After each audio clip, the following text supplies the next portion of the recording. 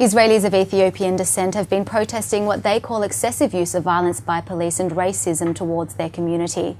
Joining me in the studio today is Fentahun Assefa Dawit, the Executive Director of Tebeka, an advocacy organisation for equality and justice for Ethiopian Israelis. Thank you for joining us. Good to be here. The protests in Jerusalem and Tel Aviv were called shortly after the protests in Baltimore began making headlines. To what degree were the Israeli protests influenced by those in America? I think it's more of a coincidence than influenced by what happened in Baltimore. What happened is the Ethiopian-Israelis have been going through this long time of discrimination, police violence, and socio-economic challenges.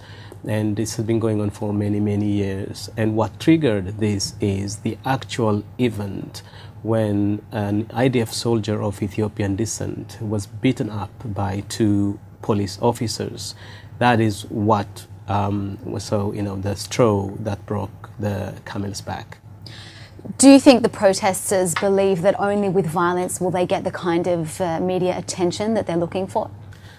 I think they are aware of what the power of protest and what the power of the media is. The youngsters, these youth, are very much aware of that. That is contrary to the older generation, and therefore they fully understand what the consequences might be, and they are fully understand what the impact of doing things in a way. Having said that, I don't think they intentionally were going for being violent at all.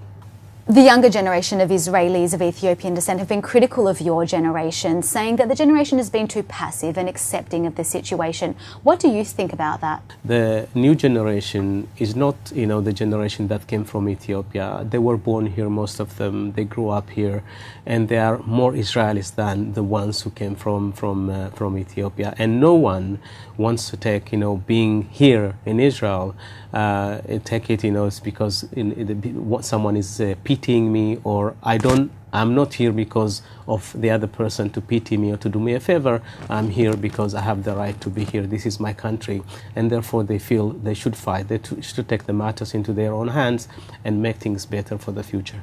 Do you think that Ethiopian Israelis have been cut out from the decision-making process? I think so. Although as an organization, I have participated in many of the committees, and we formed committees, and there is a culture of divide and rule in this country. In some cases they do it intentionally, in some cases they do it unintentionally. Having said that, the community did not make it into the peak of joining forces and working towards the same one cause. We as an organization, we've been alerting about these issues, these discrimination issues, for the last 15 years.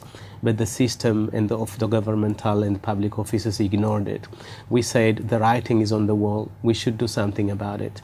Now that these demonstrations are taking place, both the chief of the police and the prime minister, whom we have met, both of them, we've met them separately and together, they have promised they want to do everything, they will do everything to make things better. And although we have, we are very, very had a lot of promises that were not kept, I want to take, their words for whatever they said, and to believe this time they mean business. And if not, I don't want to think what's going to happen in the future. Well, let's hope something changes. Thank you once again for joining us, Fentahun Assefa Dawit. It's a pleasure to be here. I'm Amy Amiga, and you're on Haaretz.com.